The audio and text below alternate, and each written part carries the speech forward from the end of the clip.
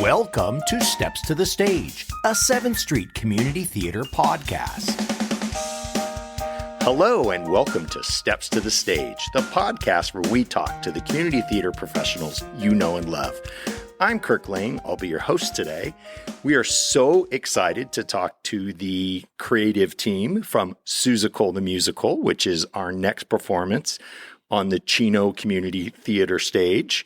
This is a children's theater production, and today we are very happy to be speaking with Mickey and Xochitl, who are our directors, and Juan, who is the musical director, correct? Yes. So, welcome back. It's great to be back.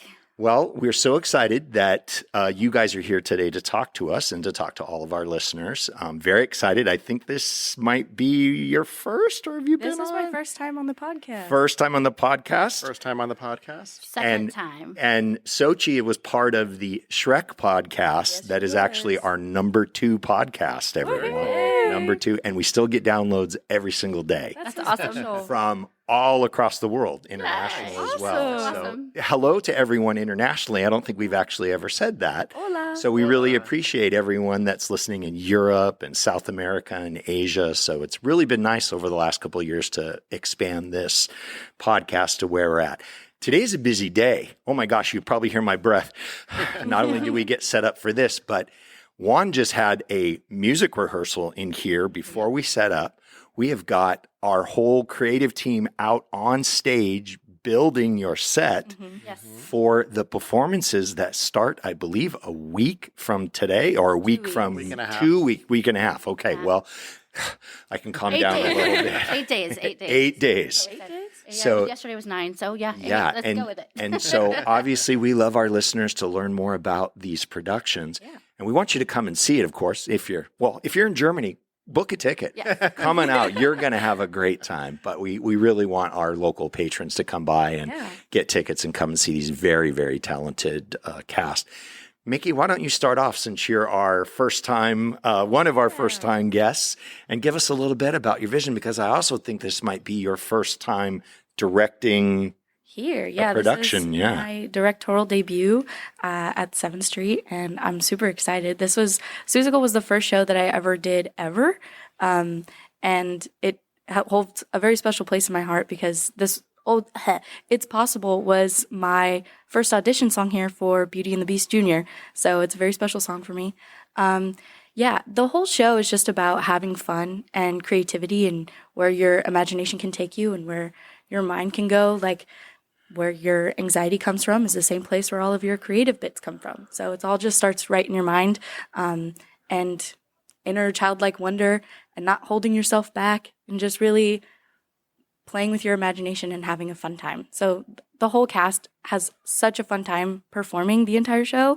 I've made sure to ask every day, like, are you guys having fun? They're like, yes, we have so much fun. And the last 2 weeks we've just been blocking, and they've incorporated some of their ideas, because just as much as this is our show, they're the ones performing it, and it is their show too. So I've wanted to make sure that they get to do all of the fun stuff that they've come up with. And so Thursday, I was like, you guys go watch a production of Seussical, and if there's anything that you guys like, please bring it back. I love Awesome. that. Yes. Got to get them involved, right? Of course. Yeah. And I got to pause for a moment and let our listeners know. So Mickey has been a part of this theater since 2013 and probably has been in more productions, either as an actor or part of the crew or helping with the creative part of it, and then ended up, after being a part of our Superstars group here and being a part of many productions, you're going to university in New York with a focus on theater. Am I correct in that? Yeah, I attend Hofstra University right now, and I'm earning my Bachelor of Fine Arts in Theater Production with a focus in directing. And you've had directing experience while going to school in this last productions spring in New York. Yeah, I was able to direct one of our theater alumni who was, 7th Street alumni, who was a superstar, Sarah Hugenrod. I was able to direct her play that she wrote fresh out of COVID, Celebrity Crush, a killer comedy, at school in the Student Rep Festival, which was really awesome because we both went to Hofstra too.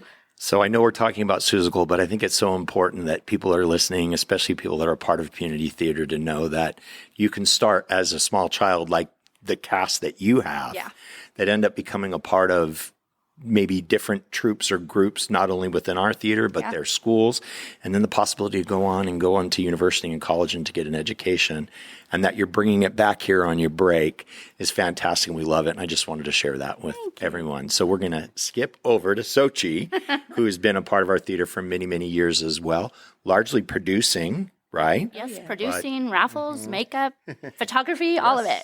and so now you're helping out on the directing side as well. So why don't you give us some insight into the experience thus far? So I want to say that you asked emotional questions just now, so I'm seriously crying my eyes out inside. I'm like, am I going to get it together? Yeah. Watching Mickey take ownership of this has been amazing. Isn't it great? It's the coolest thing ever. It's fantastic. Look, I'm going to cry. Sorry, you guys can't see me, but I'm sobbing like a baby over here. I agreed to direct with her. Yeah. I've been more on the back side of the creative side, so with the costuming and kind of just managing all of that, she's just owned the heck out of this, and as her mother, I am so proud. Proud. And as a friend and as the host for today and as someone that's been involved in, and my kids have taken the same path in that they're getting their education in theater. And, you know, we have a wonderful individual in Mr. Paul Larson, Paul and Karen, that started this, and they've been on several times, and we've had some great episodes with them. But it's just so fantastic to see the pay it forward. Yes. We see it every single day. And, you know, you walk in a day like today. We do a Saturday morning breakfast. Shout out to the Breakfast Bunch. Yes. And we meet on Saturdays and we, you know, solve the world's problems or maybe create more. And but largely it's a discussion around the theater and the things that we do. And the group, you know, most of the guys are out there helping with the set. So, it really puts the community in community theater. Yes, definitely. And then when we have a production like this, where we have, what is our age range, by the way? Our original age range was 8 to 22, and we've ended up with 4 to 20 with Jasper Pyle. Jasper, and he was just a part of the Molehill Stories, which was brilliant. So it's so fantastic, and there's someone part of the Larson legacy as well down the way. So before we came in here, you were running a rehearsal, Juan. Yes. And you've been a part of our theater for... I first started here in 2017 when Jesse Larson, Jesse Pyle, took a chance on me and asked me to come and be a part of In the Heights. And it was very scary because I actually did not come from this world. I came from a band world. Like I played trumpet and I was a band teacher. That's what I went to school for. And I ended up long-term subbing for the band teacher at Ontario High School when Jesse first started there. Okay. And just randomly one day at lunch, he turned to me and says, hey, like, I'm looking for someone to be a part of a show. And she's like, we're doing In the Heights.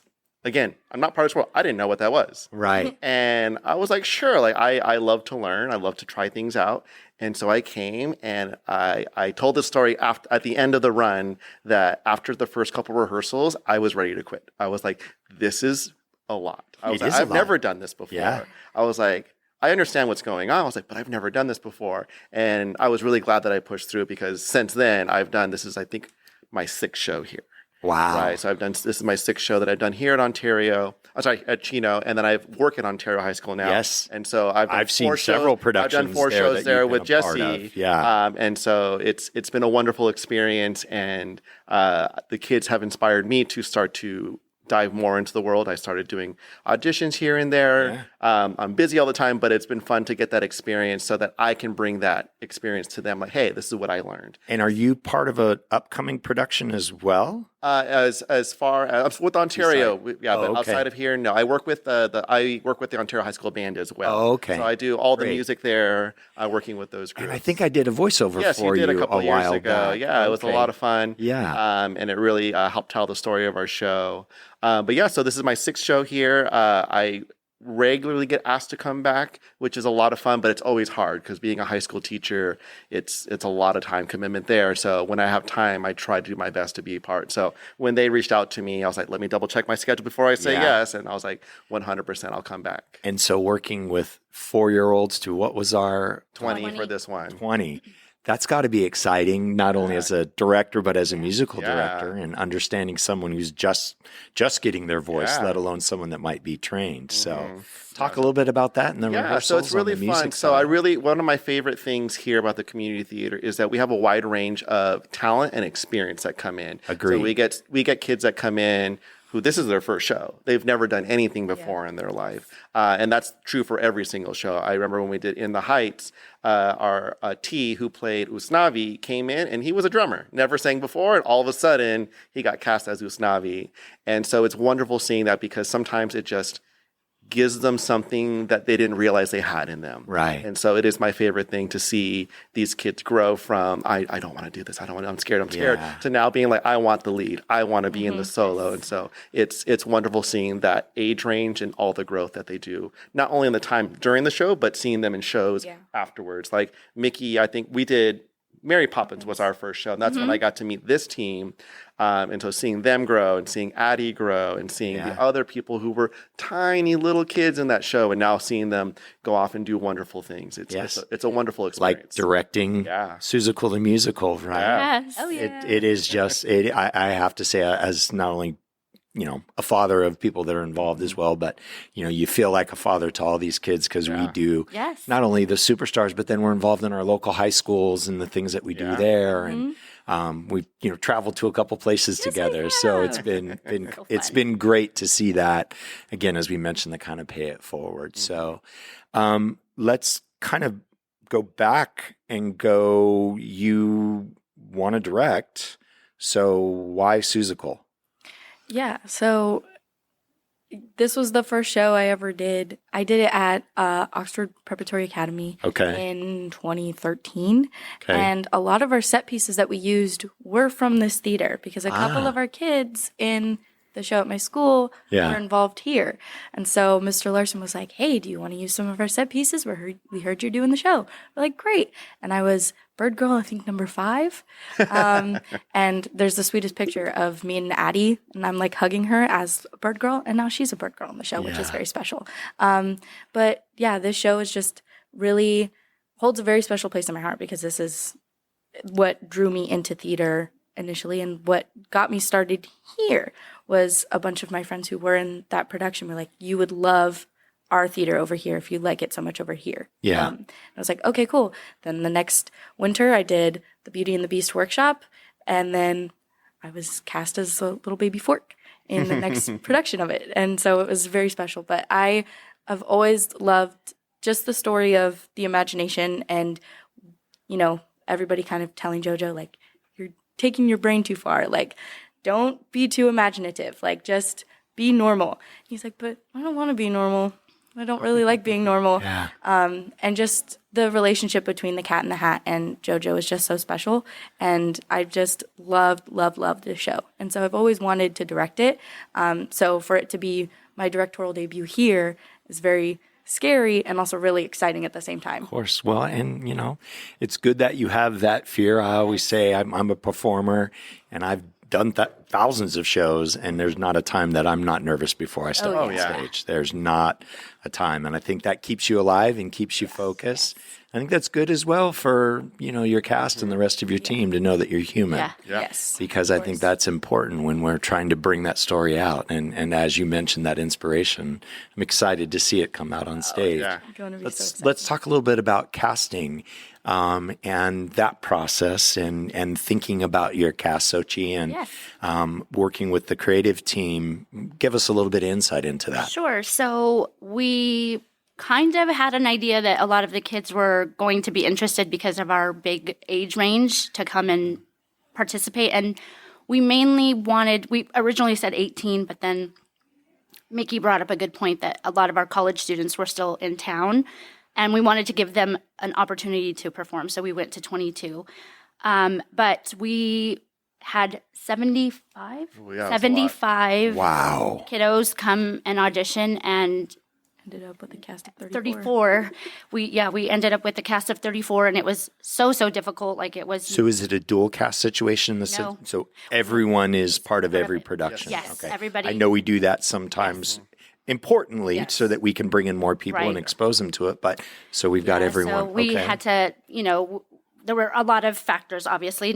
Talent was not lacking at all. That was the hardest part, but we just had to narrow it down to make it fun for everybody and to get their time and moment to shine. Yeah. So we have our Who's and we have our Jungle, and they have their moment. There's a couple that are both, but not really. But we really paid attention to the chemistry from the very beginning, like how they would sit together in the rooms and they chatted or just were keeping to themselves. And we knew this cast needed to be outgoing and fun and would go with the flow. Yeah. And we've not been disappointed. Everybody, what we need you to do this, absolutely. Well, let's turn it to this.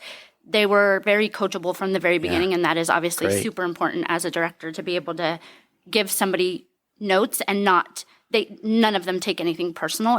They know that it's for the benefit, but Mickey has given them that opportunity to share their feedback and what they would want to do, and she's been very open. So I'm thankful for that. That's fantastic. Everybody has been getting along. Yeah. I'm sad you missed 2 weeks. Like I know they grew in those 2 weeks. I got to see the growth today. Yeah, so it's been great. And last Wednesday, Tuesday, we had an unofficial Wednesday run through Wednesday, and a comment that was made by a not really a veteran, but of different theaters as well as here, said to her, and I was there when it happened, I have never been in a production where when we still have 3 weeks left, that we've done a full run through. He goes, what do we do now? We're like, we perfect it. That's what we do.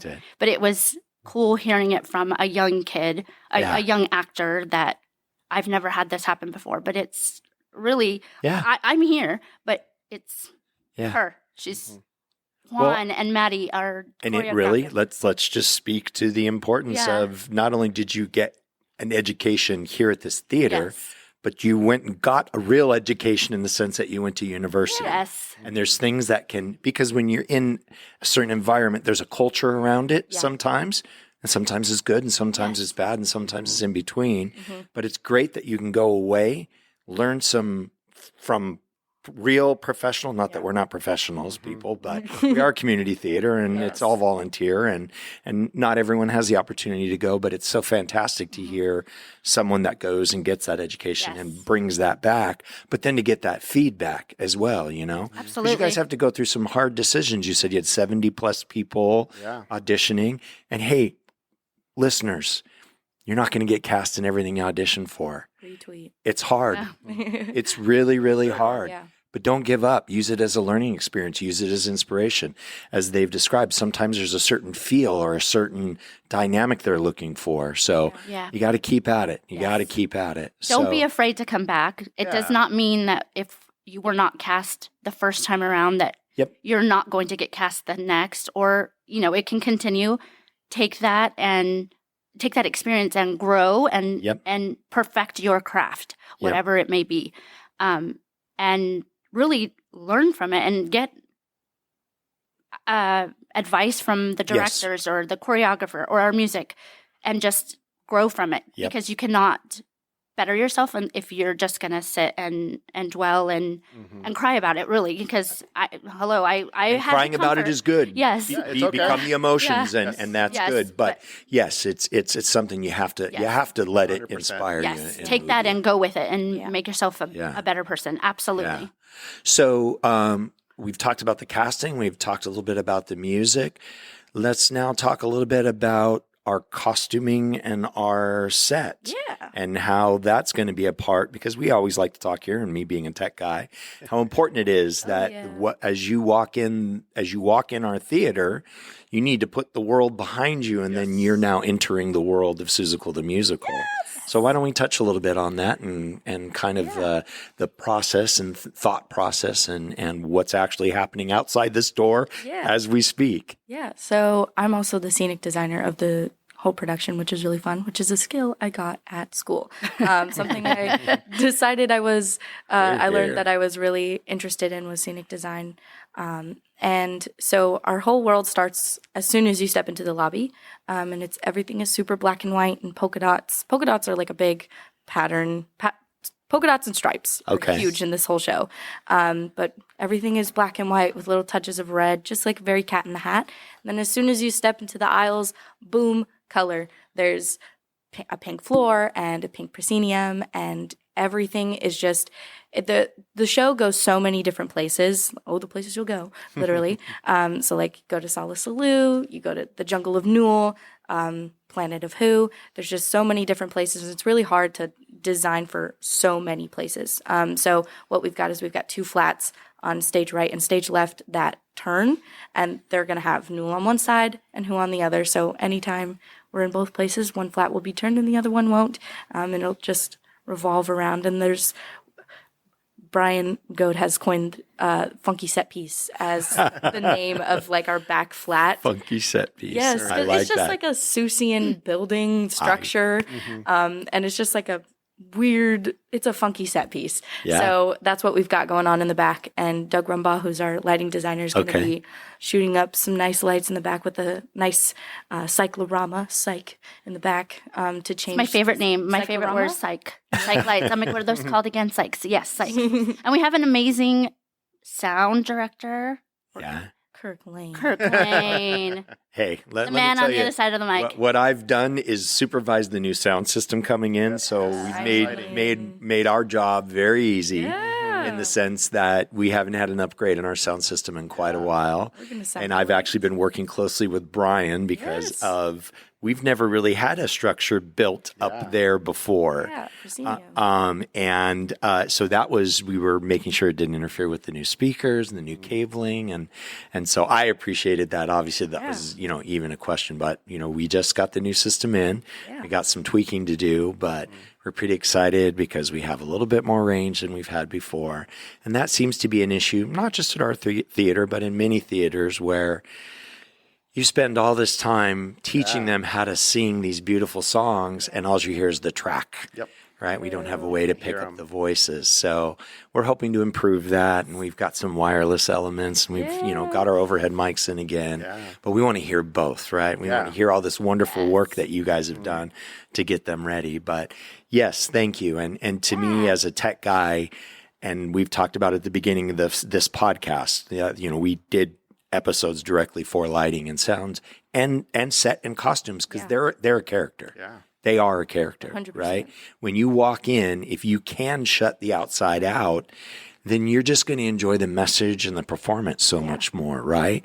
And that comes by being able to hear it and being enticed by the lighting that's happening to see a realistic costume or a realistic set. And I think we do a great job here. I'm a little biased, but Hair toss. It is fantastic that we have some pretty good resources all around. Yes. So costuming, let's talk a little bit about costuming. Sure. So we wanted to keep it simple. Usually big shows like this are quick change, but with our cast, we're kind of just a handful of quick change, but it might just be a quick overcoat kind of thing. Obviously our Gertrude is amazing. Our Maisie is super fabulous and amazing. And our 3 bird girls, think of Sophia from the Golden Girls. Okay. Like they're just magical with a little bit of touch of feathers. And our jungle ensemble and our Who's, like Mickey mentioned, a lot of yellows, blacks, polka dot stripes. Very simple. We're not turning them into actual animals or anything like that. It is our actor standing out, showing their talents with the touches of the character that they're playing. So we're not going crazy. Our makeup team is going to start Monday with practicing what we're looking for. But again, nothing crazy, nothing like full face. Maybe our cat, but we haven't decided. Finalize that detail yet, but we're just taking the kid and adding them into the costume. We're building them into the wonderful. It's the kid that makes the character. Yes. That's what we're doing. We're giving them the opportunity to shine and display who they are portraying. Costuming to me, I mean, growing up and loving to throw on, whether it was the police outfit or the fireman's outfit or the army outfit, you're making pretend, as it were, but you get that and you feel like you're a part of it and you become the character. So when you're instructing the music, talk to me a little bit about, I'm assuming there's got to be a choreographer. Maddie McGowan. Okay. And so I'm assuming you're working with her because there's a lot of music in this. Yeah. So we talk, especially when we get to the moments where there's just instrumental, right? What's happening here? And so we kind of work through. So there is a circus scene. So we really talk about the music and we talk about what's changing in the music because the style changes every phrase. And so, for example, like bows are a great way to demonstrate that because it brings a little bit of everything in the show. So all of a sudden you're like, oh, cool. I remember the song. It's very Broadway. It's very, very pop. And then all of a sudden it's like, now it's Latin. And so now the style changes not only in the music, but it changes in the way that they sing it and it changes in the choreo that Maddie works on, right? Because you're not going to go out there and do, very classical style dancing when you have Latin music happening in the background. Yeah. And so the music really is going to control what's happening, not only in the style and the blocking and the choreography, but also how they're going to present that. Right. And so like our lovely Maisie and our Bird Girls, they sing a lot of Latin in the show. Like the style of the music drastically changes. But then when you get to Horton, it's much more, trying to find the right word. It's more Broadway and tender moments when you get JoJo. Yeah. And so the music drastically changes. And so we do try to work with that and understanding how that works. So yeah, especially with the instrumental part, it's like, all right, what's the style right here? Oh, it's this kind of music. Mm-hmm. I got to imagine, because I'm excited, that we're excited to get out on the stage, after the set is built and to start doing that final week of prep. But I'm sure as a musical director, you've heard them in here for the last, several weeks or several months. But now you go out on stage and you have a completely different environment. Now there's a lot more movement involved. Yeah. You've got set pieces, you've got everything else. Then you got to kind of tweak your blocking and tweak the choreo and everything else. I'm pretty excited to see that happen. Yeah. Is there the prep ahead of time? Do you feel like it's helping out? It seems like it is from your response, Xochitl, about someone saying, but are you feeling it? After on Thursday, I felt like this wave of relief because usually every rehearsal I'm like, we don't have enough time. We haven't finished this song. We haven't finished this 10 song. o'clock before opening, 10 p.m. And Thursday, I was looking for things to do. And our cat in the hat, Joshua Ligori, he was like, I feel so ahead of the game. He was like, what are we going to do the next 2 weeks? And I was like, just run through the show every single day. He's like, oh, that's a lot. Yes. But I'm glad that we're done 3 weeks ahead of time versus he said that most shows he's done, like they first run through is opening night. And so I was like, well, I'm glad that's not the case for us because that would be a train wreck. Yeah. I feel fine. I feel great. You feel you're in a good spot. Oh, yeah. And it looks like you have a pretty good team around you to support with everything.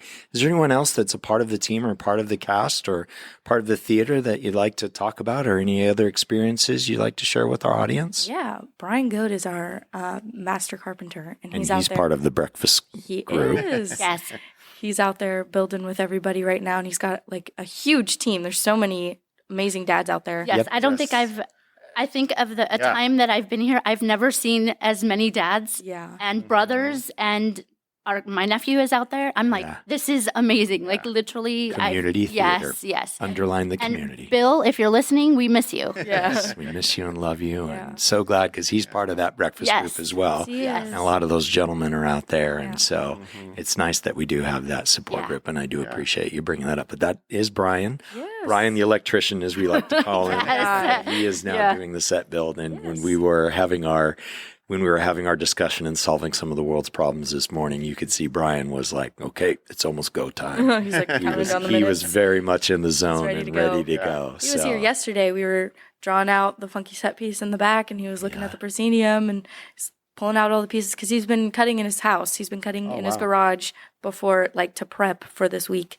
which is really exciting. And then Maya Tambokin, who's our scenic painter, is stopping by later today to start painting, to start getting stuff out. She's fantastic. Oh, yes, she is. Amazing. We're also going to University of Southern California for a theater. Wow. Degree. Yeah.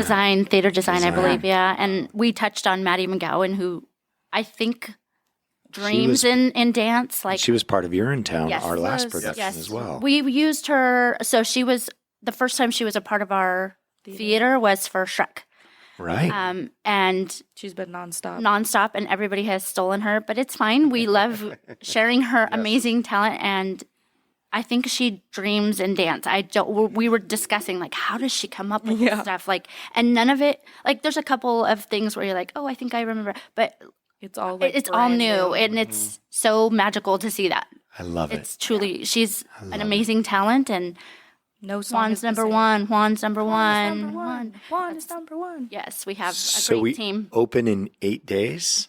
8 rehearsals. 8 rehearsals. We have 8 rehearsals and 13 days. Okay. Yes. So August 8th. August 8th through the 23rd. All right. So we've got 8th, 9th, 15th, 17th, 21st, 22nd, 23rd are evening shows. And we have 10th, 16th, and 17th of August as our matinee shows. Yes. And 2 shows on the 16th. Yeah. Okay. And they can buy tickets now. Yes. Hurry up because it's selling out. Yes. Well, of course it is. Yeah. It Opening sounds and closing amazing. are already gone. So you can go to the Chino Community Children's Theater website or our social media sites. You can call the box office and you can get tickets. Yep. Yeah. So come on out, check this production out. We really appreciate you guys being with us Thank you for having today. us. Thank I have you to so say much. thank you to our 3 amazing producers. I didn't. Yes. We would not be here without them Please. because they Confetti literally cannons are going off. They keep us in check, and the text messages they're just amazing. They're amazing. Yeah. 5 steps ahead. Yeah. All the time. Well, and So thankful for that. This is to our listeners that are both domestic and abroad. Community theater is community theater because we all work together. Right. So we would love to hear from you, especially if you're in another country and you're enjoying these podcasts. Send us a message, send us a note. We really appreciate it. Follow us on all our socials. Go see Seussical the Musical. And thank you guys so much for all that you do, but especially for this particular production and for taking some time out of your day to speak with us. Thank you for having us. Have a great weekend. Thank you so much. Thanks for listening to Steps to the Stage, a 7th Street Community Theater podcast. Follow us on your favorite podcast platform and leave us a review and a 5-star rating. It really helps. You can also find us on Instagram, Facebook, and YouTube. Special thanks to Chino Community Theater and Chino Community Children's Theater for their generous support. And very special thank you to the listeners. Steps to the Stage was created by Joey Rice and Kirk Lane. Logo created by Marley Lane. Original music by Joey Rice. Your host, Kirk Lane. Engineer and producer, Joey Rice. Engineer and executive producer, Kirk Lane.